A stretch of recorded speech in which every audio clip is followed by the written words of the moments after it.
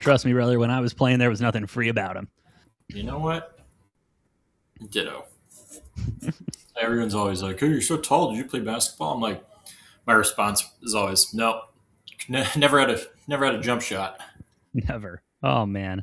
Every once in a while I had this nice little like spin fadeaway that would like it was like a 33% chance it would go in. And then every once in a while I'd get really fancy and throw a hook shot in there. That had about a 10% chance. Yeah. See, I was not tall enough to be playing in the post. And could not shoot or ball handle well enough to get away with only being 6'5". Yeah, I played on our frat intramural team, and I was the guy they sent in if they needed someone to foul out. And so I played that role pretty well. I knew how to foul in. Dude, I was fine. I'd play pretty well like at the rec center or like intramural, but that's because I was taller than most of the people. Yeah. So I could just actually like play as a center. It's always weird to see those days when U of A players would be just at the rec. Oh yeah, that was always fun. That was great. Anyway, you ready to do this? Yeah, I played against a couple of them my freshman year one time. Yeah, I didn't do that. That was fun. 3, 2. Hello, D-Gens. Welcome to Degenerate Takes. I, of course, am the Brofict one, AJ. Joining me, as always, man with the number, sportsbook whisperer, college basketball guru, daddy of the diamond. All hail the king of the links, the money train, Noah. How you doing today, bub? Happy Monday. Happy Monday after 2 long weekends. I mean, at least I had long weekends. I know you had to work a couple of them. Yeah. But still, holidays wrapping up, all the sports and everything. How's it going, man?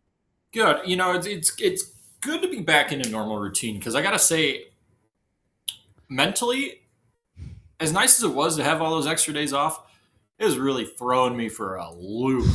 Having 1 or 2 days of work, 1 or 2 days off, 1 or 2 days of work, 1 or 2 days off, and for 2 weeks straight. And I'm like, okay. I don't want to sound like I'm not appreciative of the days off, but it'll be nice to just be back to normal routine. I'd be going in on a Wednesday or a Friday, feeling like it's a Monday, and I'm like, oh shit, it's Friday. Okay, it's Friday.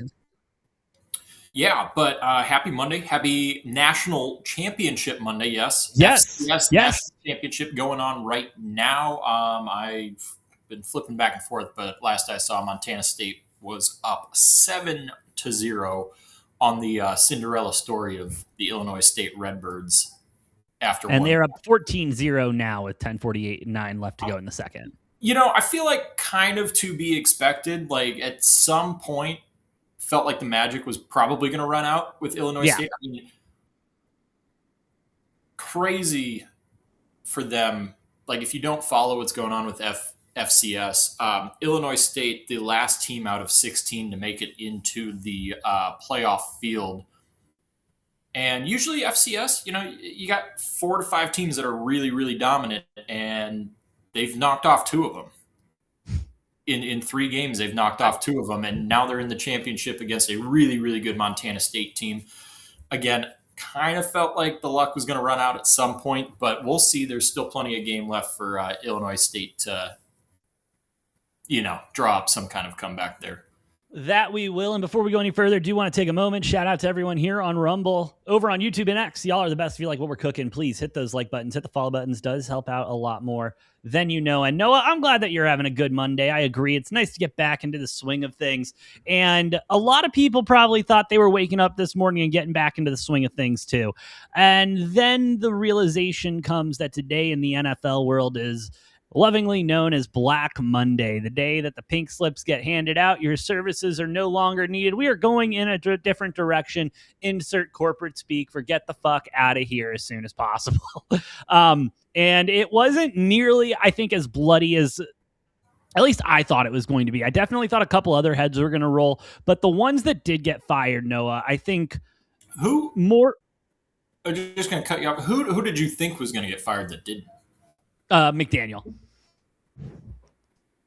We'll go ahead and start with the Dolphins. Let's go ahead and start with the Dolphins. Dolphins decide to go ahead and fire their GM. They hold on to McDaniel. McDaniel will be a part of the search now of finding a new GM. Tua is excited for a new start and everything. He's hitting all the buzzwords if he is going to be the quarterback for them next year. But I I feel like the 5-7 finish and winning 5 out of 6 down the stretch saved McDaniel's job. I get it. I get it. I totally get that, but I guess I don't know. Yeah, fine, but then you don't make the playoffs and nothing else really happens. It's bad. It's bad stuff, and But and they we're showed going a to lot talk of about life. this a They lot upset today. some teams. Yeah, I get it. I get it, but still, I don't know. It still leaves a bad taste in my mouth. I understand that the NFL is a very much of a "what have you done for me lately" type of thing, and lately McDaniels didn't play, didn't coach all too bad, and the Dolphins didn't play all too bad.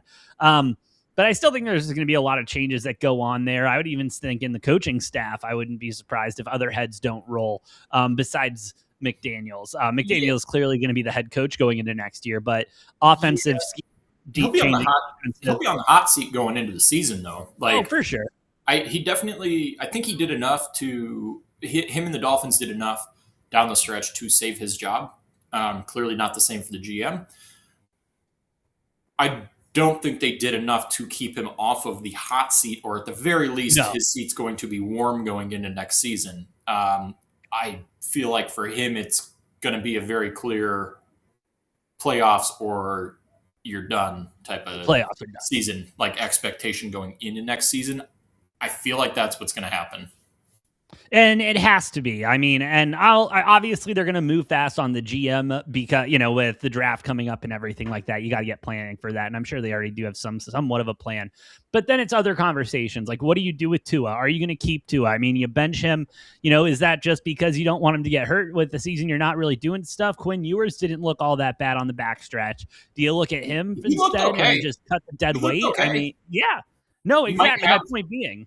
Might have something there. Bring in a veteran and I guess you could argue, you have a veteran there in Tua, but if you cut Tua, save some money, bring in a cheaper veteran and, let Ewers learn a little bit in the offseason, let him develop. And who knows, Quinn Ewers I mean, he looked okay. He looked decent. He might be ready to go next season. I don't know. I agree. And I think it is a pretty bad dead cap hit that he hits if he is cut next year. Let me double check. I think just recent. Yeah, I'm pulling it up right now. There we go. What year is it? It's 2026 now. So this season he is due $39 million. What's the dead cap? Why isn't it showing me the dead cap? What is going on here? Okay, potential out at 2027. That's a big dead cap. All right, dead cap if they cut him this year is $99,200,000. And so, yeah, you're taking $100 million dead cap hit. You're going into a little bit of a rebuild. How's that split over though? Split through 2029. So 56 and a half would be the dead cap hit in 2026 if they cut him, which is you're right. Sorry. Which is $2.5 million more than they're paying him. Which would suck, but I mean, the Broncos went ahead and cut ties after 2 years. You're fine. I mean, the first 2 years is like 90% of that, and the third year you're carrying like maybe a $9 million cap hit. Yeah, something like that. So I mean, it's not the worst thing in the world, but maybe you do hold on to him for another year. You let them fight it out. In training camp and stuff with maybe the inkling of probably going with Ewers, and then you just let Tua sit on the bench and figure out something at the trade deadline or something. But I mean, that's going to be all up for the new GM who Mike McDaniels is going to have. I suppose that makes more sense because if you're going to take a bigger dead cap hit than his salary is, might as well stick with him one more year, pay that out. The cap hit's going to go down by a good $54 million. And exactly. And then you're looking at a 35-40 million cap hit instead of over 2 years rather than 90 over 3. So it's a little bit better, a little bit more stomachable, I guess. Or maybe somebody's got enough interest to trade for Tua. I don't know. I don't think you'd get much in draft compensation for him because of the salary and in relation to what he's putting out there. But luckily, there's a market for a 4th or a 5th round pick in return for Tua, just for somebody to take him off their hands in their books. Or maybe, Noah, and just stick with me here, okay? You might want to put the tinfoil cap on if you haven't yet. By the way, McCormick in the chat, what's up, bro? How are you doing? Hell of a game last night for Pittsburgh. Anyway, and this doesn't happen often. That's why I'm kind of saying put the tinfoil hat on, but just a straight quarterback for quarterback trade. All right. Two teams that are looking for different just different situations, different quarterbacks are already committed so much. Let's just go ahead and do a dead swap for Kyler. Cardinals going to be coming in. They have the same GM, new head coach. You do something with that. Maybe stick with. I don't know. The Cardinals are a fucking mess. We can talk about that if you want. But the firing of the Arizona Cardinal of Jonathan Gannon today is, just the tip of the iceberg of all of the problems that are there for the Arizona Cardinals. And it's hard for me to even be excited about Jonathan Gannon being gone. Don't get me wrong. It's been a rough 3 years with Gannon, and could not believe it's been three. It's already been three. He had three. I didn't realize he'd been there for 3 seasons already. Yeah, neither did I. I thought we were in his second, but nope. I must have completely blocked out how bad the first season went. But my point being, of all of the issues that with the Cardinals, Gannon wasn't the only thing, and obviously easier to get rid of a head coach than anything like that. But even he was still allowed to go talk to the boys, after getting fired and everything. And he gave a message about adversity and stuff like that, still trying to be that head coach, that leader. And yes, the Cardinals were god awful, Noah, but there was not one point in the season where I can tell you they gave up. They stopped playing for Gannon. They stopped doing anything like that. They were in some games and everything. They just were heavily injured and kind of sucked. Yeah, exactly. Don't get me wrong. The kind of suck part is on him and is a little bit on Monty. And again, my same issue with the whole Dolphins situation. How do you fire one and not fire the other? Then you're just going to fucked up situation in 2 years or a year. And yeah, I don't. I'm of the opinion that the Cardinals fired the wrong guy. And I'm not saying they shouldn't fire the owner. No. I'm saying the GM was the bigger problem. Now, I'm not saying you shouldn't have fired both necessarily. I would have been okay with giving Gannon one more season under a new GM and seeing what he can do. Yeah. But then the Cardinals go and fire Gannon, keep the GM in place, which in my opinion, like I said, I think that was the bigger root of your issues. Yeah. I get it. I guess I wasn't I was kind of expecting Jonathan Gannon to get fired today. I wasn't expecting Monty to get fired today, just because of Bidwell's history with holding on to GMs for way too long. I mean, we held on to our last GM so long. He had multiple DUI arrests by the end of that season. It was a bad time for the Arizona Cardinals. Let's not forget about that. But so, don't get me wrong. Is Monty an issue? Yeah. Does he have a couple of good draft picks? Yeah, but the whole thing is just a mess from the ground up. Hopefully we go in, get a hard ass that can come in and turn this bitch around. But oh man, dude, I don't know. There's not a lot of candidates that I think, first of all, want to go to Arizona or want to deal with Bidwell, want to deal with how this team's constructed or anything like that. And, at some point, the sunshine and the not shoveling snow and Old Town and everything, you can only sell that so much when you still got to go into the building every day that hasn't been renovated since the 70s or something like that. I mean, you've got an owner who doesn't want to provide you with the necessary resources for success. So that's the hard part about the Cardinals' job is you are battling other factors. It's almost like you're set up for failure a little bit, and then you're going to have to overcome that. And I'm not saying there's not guys out there who can or will overcome that. It's just it makes it a hell of a lot harder than going into a kind of resource rich type of job with ownership and GM who want you to succeed and give you the tools to succeed. And then if you fail, it's all on you. But that's why I'm I would have personally maybe given Gannon another year under a new GM because it's a shitty situation where he's set up for failure. But I don't know if any of that changes with Bidwell owning the team. Bidwell is the worst of Jerry Jones, Shad Khan, the Titans GM or owner, and the Jets. Like it just has no football sense, doesn't put football people in the position to make football decisions, and has to be a part of everything. And that's fine, but you're just fucking everything up. And And like Kyler Murray, the Kyler Murray thing, I promise you that was a owner led move. I do not see. I forgot who the GM was at the time. It was Steve Keim. I did not see Steve Keim being that kind of a guy who was going to bend over just because his agent sent a nice letter on a letterhead. You know what I mean? And that's an ownership thing, especially when that much money is being guaranteed to someone. And well, so, yeah, at the end of the day, if you're the GM and the owner's in your ear telling you what to do, that's your boss. You might give a little bit of pushback, but at the end of the day, if that owner's dead set on it, you're going to listen.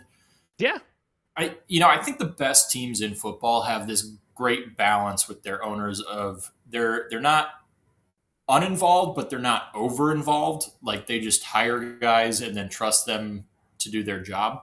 Because you look at like the flip side of that, you look at like Ziggy Wilf in Minnesota, absolutely zero fucking involvement, couldn't care, owns the team because it makes him money, and cares more about his real estate business than the Minnesota Vikings. It's like a side project.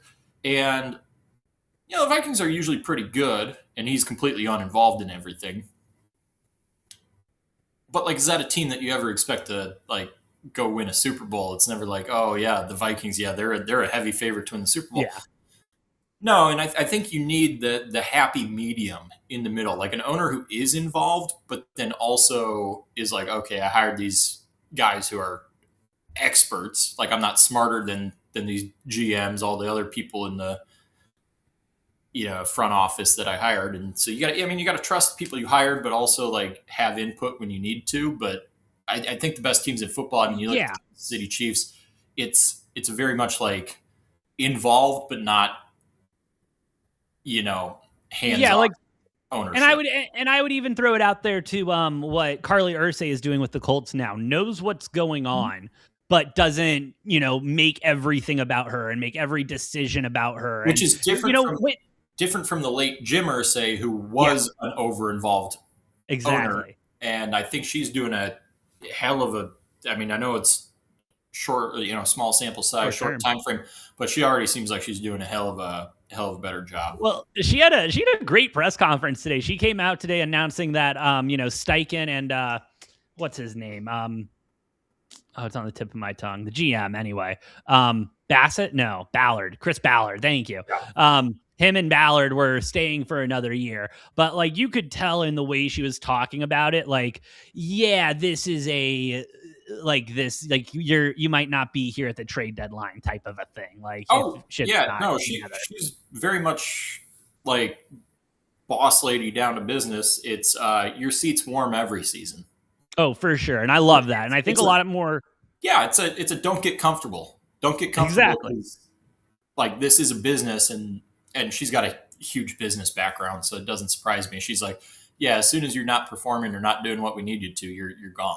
Yeah. But like And you're fine right now. Obviously, Daniel Jones getting injured probably was what kept the Colts out of the playoffs. oh, for And sure. obviously can't say that definitively, but I think if Daniel Jones Didn't stays help. healthy, Colts are probably in the playoffs. I would agree. I would agree. And yeah. But talking about seat getting comfortable, no, and getting too comfortable in your seat, too comfortable in your position. I think one guy that kind of happened to, but he was kind of forced upon him to be that way, was Kevin Stefanski, who after 6 seasons, given his walking papers, told, "Hey, thank you for your services, but we're done now. We're gonna go in a new direction." Huh? He had a long leash. He had a long leash because they couldn't find a quarterback. And then when they paid a quarterback, he was suspended for a full season and then sucked ass when he came back. And Yep. then he's forced to play Shador Sanders because Dylan Gabriel ain't worth the damn. I mean, seriously, like name Joe Flacco, I guess, is the only solid quarterback But that they traded him. Stefanski had. Yeah, then they traded. He was there for Baker too, wasn't he? Was Stefanski Yes. there for Baker's rookie year Not before they rookie traded year, him? He may have been. Oh, hold on. I gotta. I hope Stefanski gets another. Here's the thing: he'll get hired as an offensive coordinator somewhere. He's going to do Oh a hell yeah. of a job, and then 2 to 3 years from now, he's going to be one of the top candidates for a head coaching opening again, and he deserves it, right? Like the Browns was tough ass. Talk about getting dealt a bad hand. But I mean, he did willingly take that job, knowing what it was, and made the playoffs. I think twice in 6 years, which is Something for like the that. Browns not bad.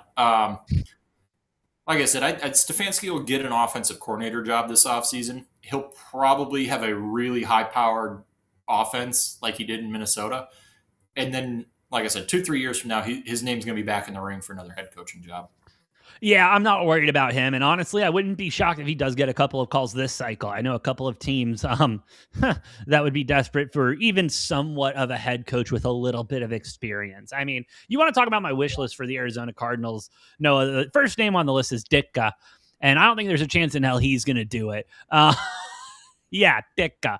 I want Ditka to put on the red and black for the Arizona Cardinals and coach that team like they've never been coached before. I want two-a-days back. I want Oklahoma's with no pads. Like, get Ditka in there as something, even as a strength coordinator. Get Ditka in the building and we'll win some games.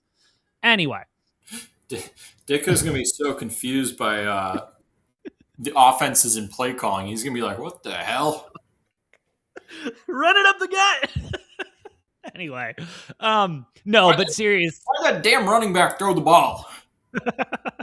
Hey, that ain't right. Why the running back throwing the ball?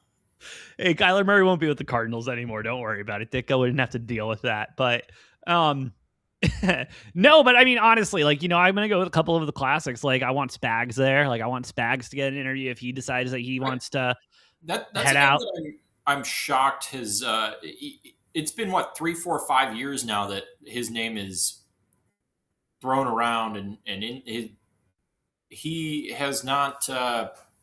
He's interviewed a few times, hasn't been hired. It's interesting though with the Chiefs coordinators, because it was the same thing with Romeo Crennel for like 2 or 3 cycles, where it was like, how is this guy not hired by anybody? And then he went to Houston and got fired after 1 year, 2 years? Something like that. And then the same thing happened with Bieniemy when he was, he went through a couple of cycles and then he got a head coaching gig, ended up not being a player's coach. And now what the fuck is he doing now? Is he like offensive coordinator for UCLA still? Is that what he's I don't rolling know, around doing?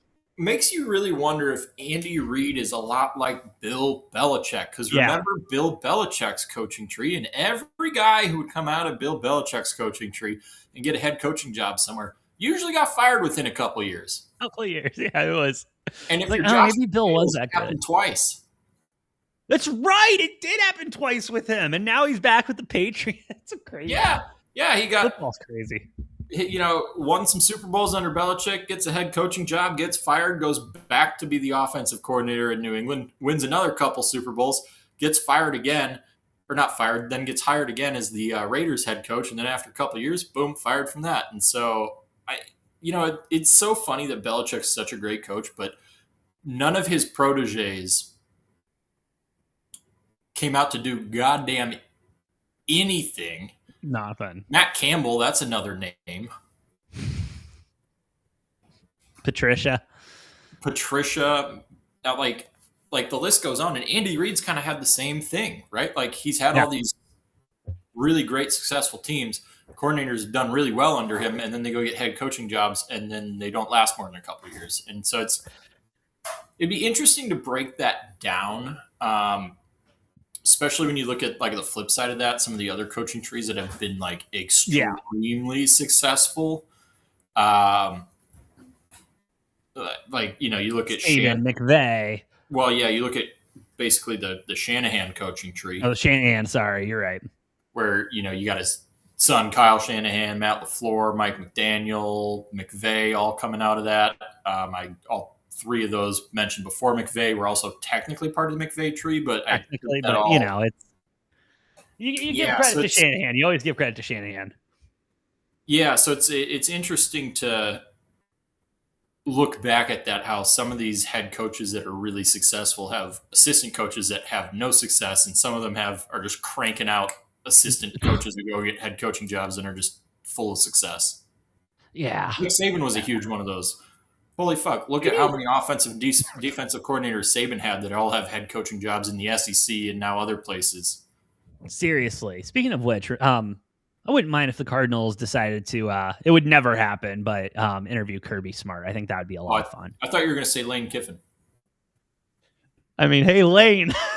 Lane Listen, I know it's different down there in the SEC, but brother, have you been to Old Town Scottsdale on a Tuesday afternoon, my guy? Like, it is fun down here in Arizona, Kiffin.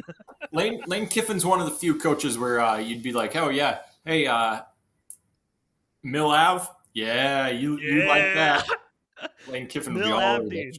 And he's got no loyalty to teams. Lane Kiffin jumps ship like nobody else, so.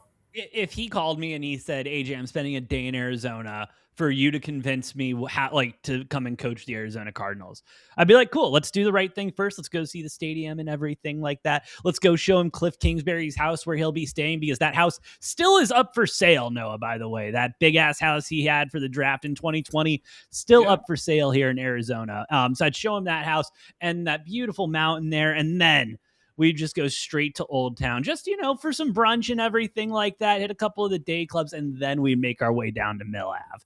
And I'd be like, maybe even hit a hot yoga studio down there in Tempe too, something like that. I know he likes that. So, again, Lane, baby. Do you think, come home. Does Kingsbury still own that, or you think he probably just sold that to some equity company to? First of all, he probably just rented it for the night. I mean, if I'm a head coach, I would not. And if I'm a head coach of a team that sucks ass, I would not want the fan base knowing where I live. And that was Camelback Mountain. That house is on Camelback Mountain. I can tell you within about a mile of where that house is. No, it's in Peoria. It was not in Peoria. It's in Peoria. That was not Peoria House. Anyway, I will find the damn house right now. Go ahead. But anyway, Kevin Stefanski on. Noah, you surprised Pete Carroll got fired? Because, I mean, I'm not going to lie. That was, I was not expecting that one. They didn't play well at all, don't get me wrong. But then again, no one was expecting anything of the Raiders. And, I mean, they kind of packed it in at the end, telling Max Crosby to go home, starting Kenny Pickett over Geno Smith. I guess I get it. Go ahead, rip the Band-Aid off now. Let's try to get something going. But, what are the Raiders going to do? Maybe Kiffin goes to the Raiders, wants to work with Tom Brady and live in Vegas, baby. Yeah, I was a little bit surprised to see Pete Carroll gone after just a year. Are you still looking for the house? No, we can drop the house. I think it's been sold. And it was... really? Yeah, it was 100% in Peoria, but I'm not seeing... the nice thing is I can just filter my listings by $1.9 million or higher. And there's only 6 houses in Peoria that are up for sale for that amount. And I'm almost certain it was in Peoria, but it was on the market for a good 3 to 4 years. Because my next thing was going to be I was going to find the address and then look up who the owner of the house is, because you can do that. But I guess it sold, so somebody bought Cliff Kingsbury's house. And I know it was his too. It had that black and white lion canvas in the pictures. Oh, that's right. I forgot about that. Yeah. Like a big ass canvas and like a black and white lion. I don't know. Bro, the Cardinals are going to hire Matt LaFleur. You just know it, right? I don't think the Packers are parting ways with them. I mean, I meant the Cardinals. Not Matt LaFleur. I'm sorry, Matt Eberflus. Oh, I was going to say, hey, if they want to, I'm okay with Jeff Hafley being the head coach. Shit. Oh, man. Last coach that was fired, Noah. And this one also shocked me. I guess it was 2 for 2 with ones that shocked me. Raheem Morris getting the boot with the... That did not surprise me at all. He did have a nice embrace after his final press conference, though, with Arthur Blank, and Arthur Blank's son gave them both a big hug. So... Yeah, no hard feelings there. It's business at the end of the day. But I don't know, Noah. That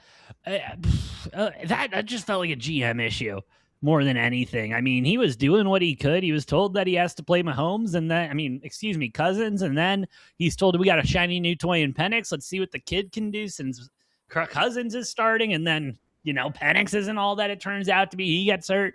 I think Cousins should have started the whole season. I don't know, man. I mean, I get at the end of the day, he's the one with a pencil in his hand and all that, but I felt like he did solid back to back 8 and 9 seasons. I would kill to go 8 and 9 for 2 seasons, Noah.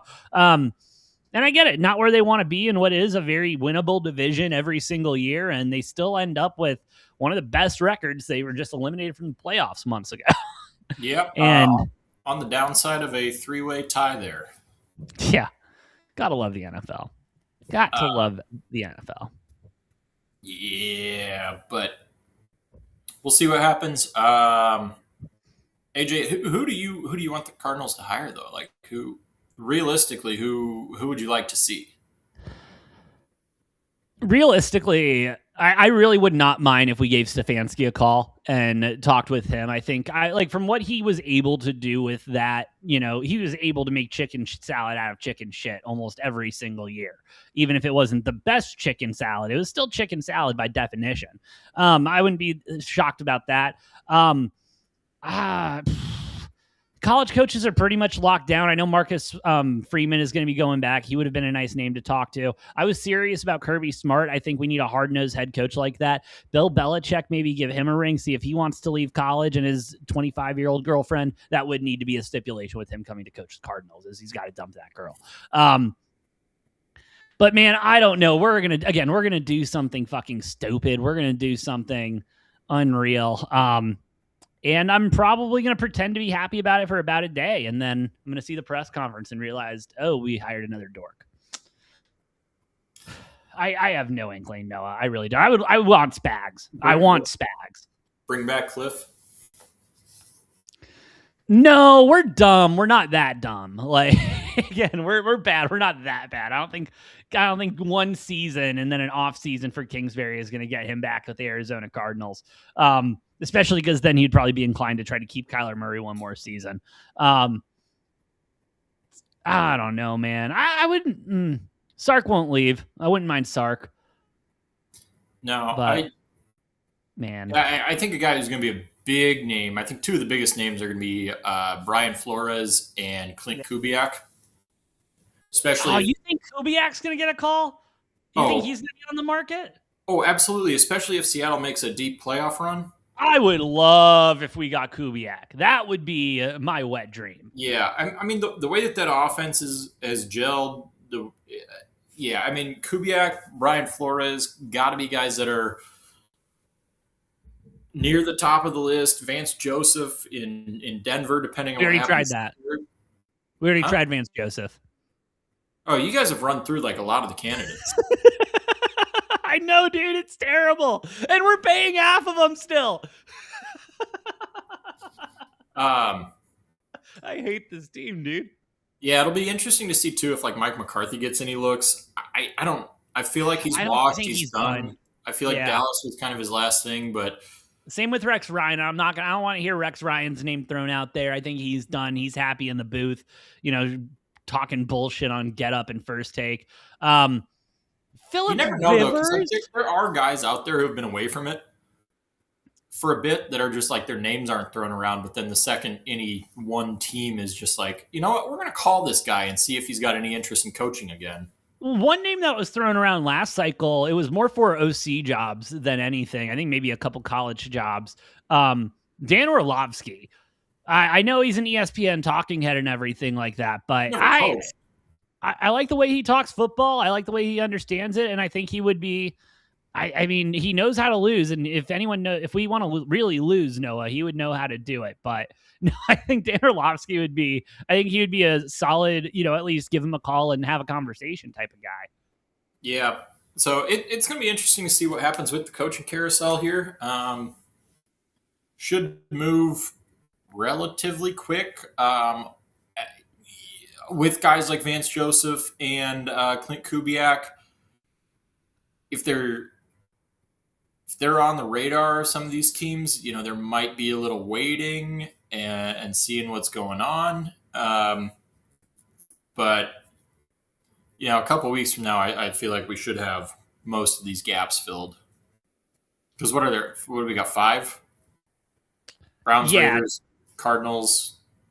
Browns, Falcons? Raiders, Cardinals, Falcons, Titans, Giants. 6. No, there's 7, isn't Oh, there? I forgot the Titans. Yeah, fired their coach halfway through the season.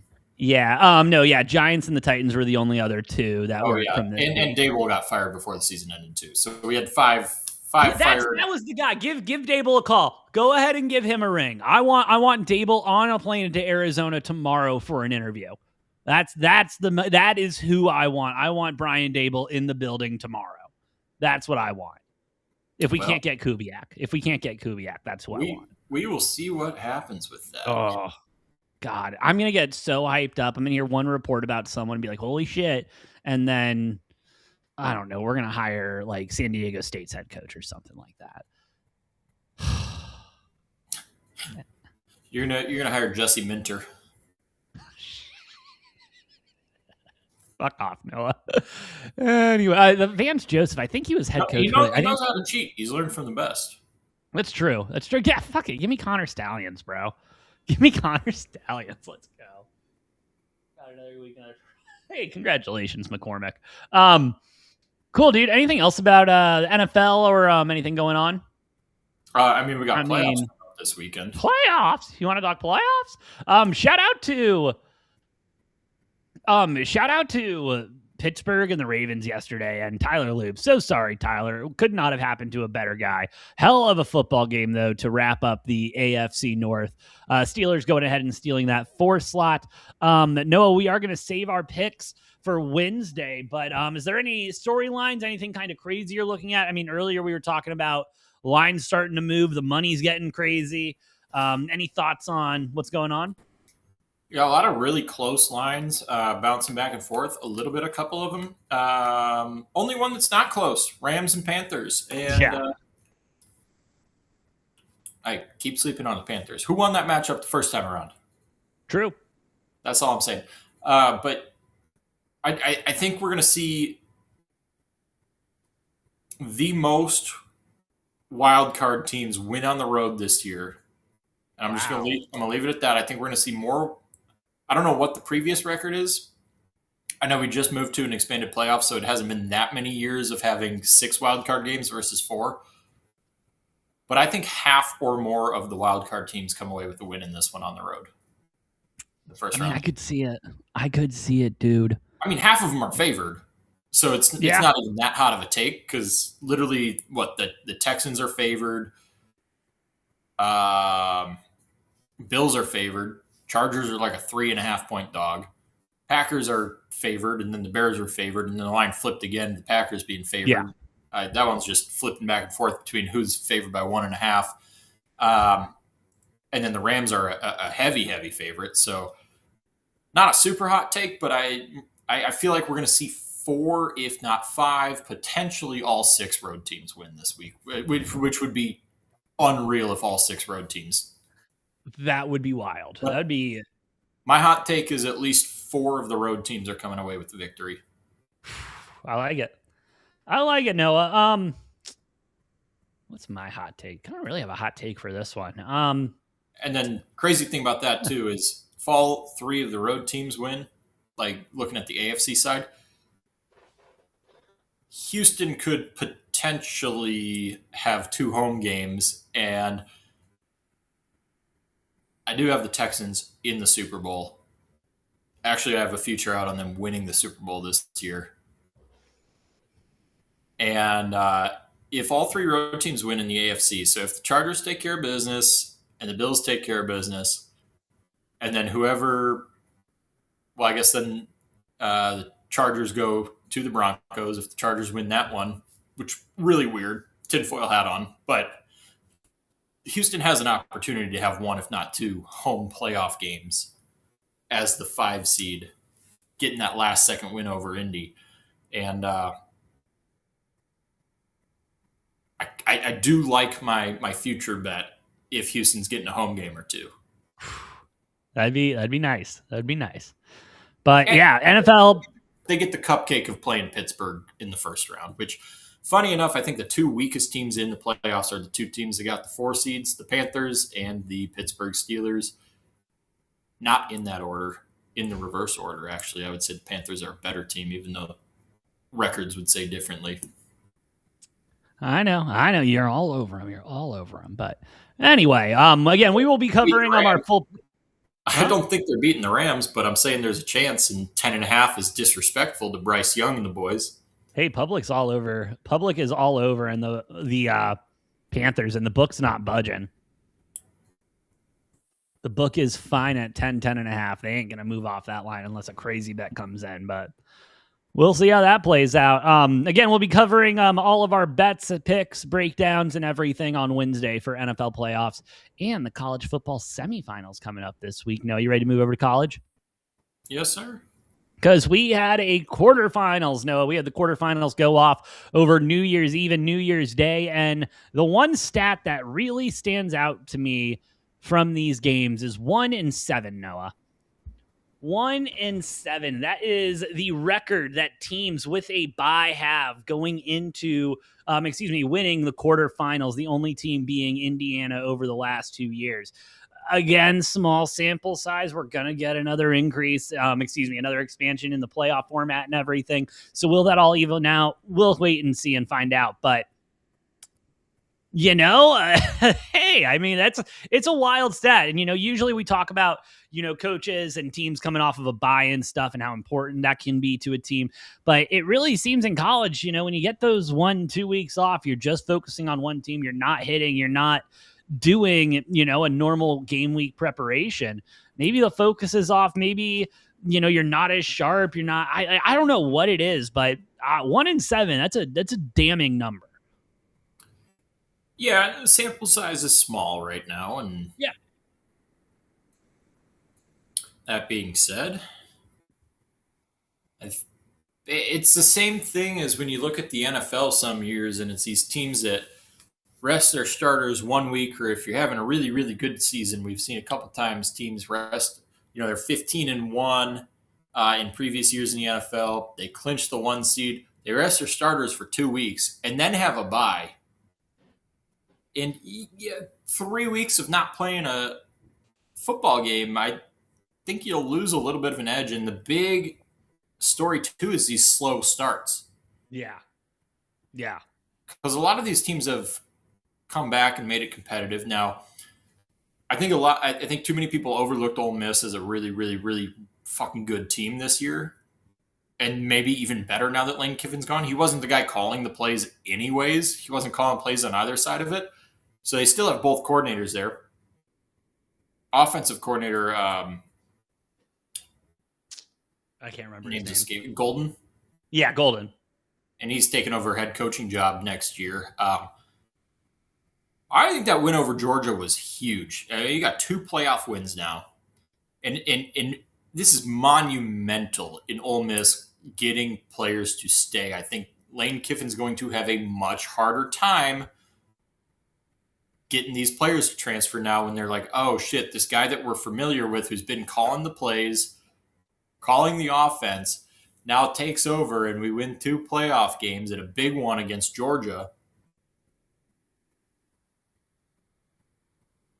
Lane Kiffin might have a hard time. Now he's gonna do fine in the transfer portal, but I don't know if he's gonna get too many of these Ole Miss players to follow him over there to Baton Rouge. They might be like, "Hey, Todd Golden, let's run it back. Let's run it. Let's do it. We've made 1 run. Let's make another run before we get out of here." I think that's a very real possibility. Is it Todd Golden or is it 2? Todd Golden sounds right. That's a basketball coach. I feel like I'm saying the Pete Golding. That's Pete what Golding. It is. Yeah, I knew there was gold in there. Isn't Todd Golden a disgraced basketball coach? I don't think so. I thought he did something bad. Anyway. No, he was at San Francisco. I don't know if he's still there or if he left, but Anyway. No, I'm with you. Ole Miss is damn strong, and they took it to Georgia. I was thinking of somebody else. Todd Golden, yeah, he's Florida's head coach.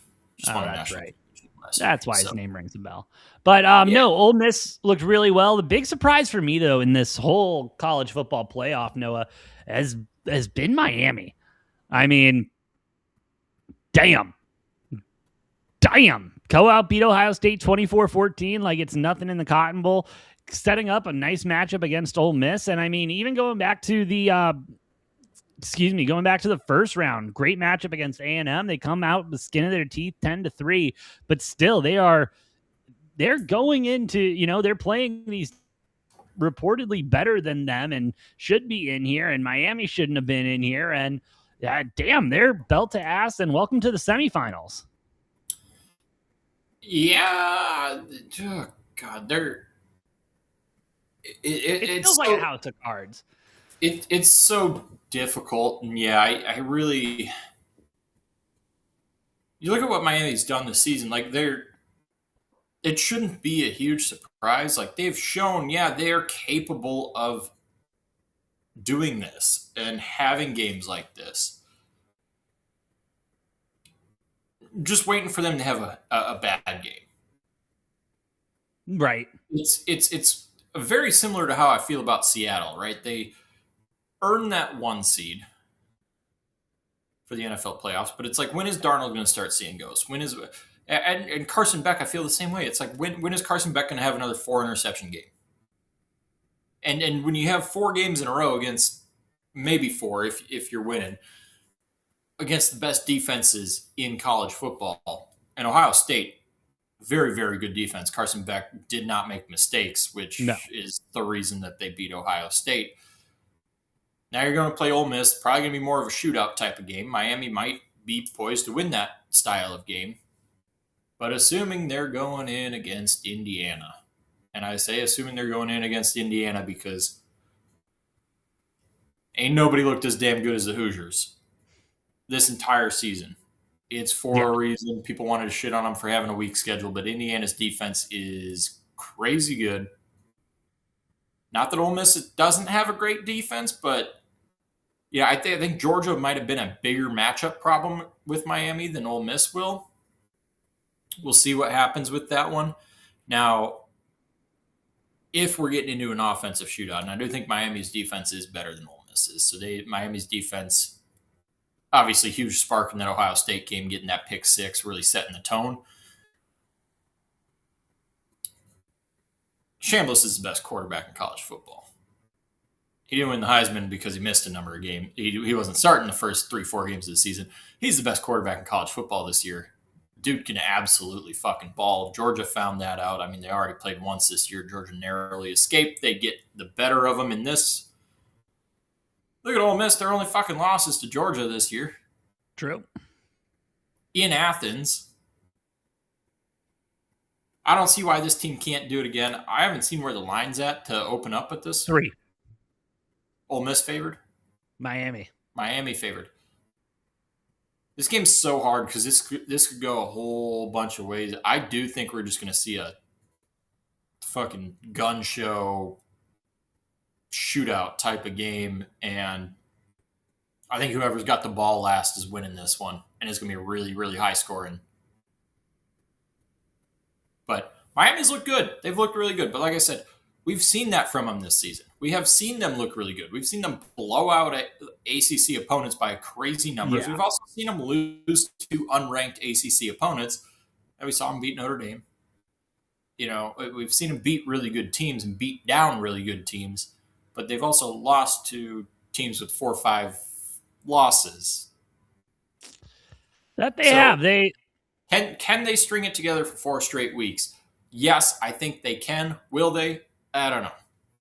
Yeah, jury's out, and I'm not thinking they're going to come back in with a favorable decree there, especially if they go up against Indiana or Oregon in that national championship game. But I do believe that it does feel like bold of you to give Oregon a chance. I'm just saying, if Oregon does figure something out, I don't think they do, but I do think it's going to be a closer game than people are probably expecting. Indiana 3.5-point favorites. I think it's going to be a better game than Ole Miss in Miami. That's for damn sure. And honestly, if you look at it, I think we're looking at the national champion right here, Oregon or Indiana. And that's, again, if Oregon can pull it off. I mean, I still think Indiana wins the whole thing. I think Oregon is going to get the belt to their ass. Maybe not quite as bad as Alabama, but It's not going to be pretty. We talk about that Ohio State Miami game. I think that might have been the worst game Ohio State's played all season. And I would agree. About teams off of the bye not doing well. Indiana, the one team off of the bye that did not seem to mind. There was not a beat missed, and that is top-down leadership there. Kurt Signetti, he runs it like a machine. He runs it like a machine, and he's only in his second year at Indiana, but like this feels like the next Nick Saban. Like, ooh, I like that. I can this, see that. This Indiana program is going to be a top 5 team every fucking single year under Signetti because he's already active in the transfer portal. He was saying this week when they were doing the coaches like press conferences, he's like, yeah, well, I had 12 to 14 hours away from football stuff because we had 30 something recruits from the transfer portal on campus, and one of them is staying on campus. Did you see who they signed? Yeah, I love that for him. Hoover coming in at quarterback. Hoover's a better quarterback than Mendoza, and Mendoza won the Heisman this year. It's going to be unreal, and Signetti has flipped this era of NIL transfer portal on its head a little bit by 0 freshmen starting, by the way. And maybe flipped on its head's not right, but he has weaponized the transfer portal and the NIL era into, I don't need to get 5-star recruits. I'm just going to take guys from other teams, and I'm going to trot out a bunch of 20 to 22-year-olds against your 18 to 19-year-olds. 21 to 23-year-olds against your 18 to 20-year-olds or 18 to 19, 20-year-olds. Yeah, they might be more talented, but my guys are 3-4 years older than you. They've had more experience. They're grown into their bodies, had more time for training. And we're just going to get down to fucking fundamentals. And that's the biggest thing about Indiana and Kurt Signetti is the dedication to fundamentals of football, just doing everything just well. Like, they may not be the best at everything, but they do everything well. There's not a single thing they do poorly. There's not a real weakness on this team. And, they beat Oregon in their own house by 10 earlier this season. Oregon's defense is suspect to me. Obviously they shut out Texas Tech, had a shit ton of turnovers forced. But you look at the James Madison game, they gave up almost fucking 40 points to JMU. And now you got JMU. You got the Pokemon evolution of JMU, which is Kurt Signetti built JMU up.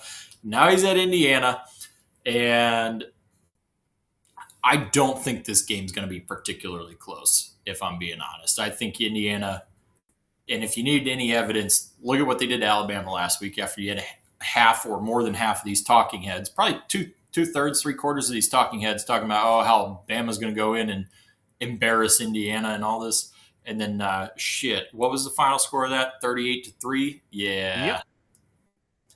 Yeah, that game was never close. Indiana's just going to – and I think that Bama game's all the evidence you need that Indiana's just going to go in and wax Oregon.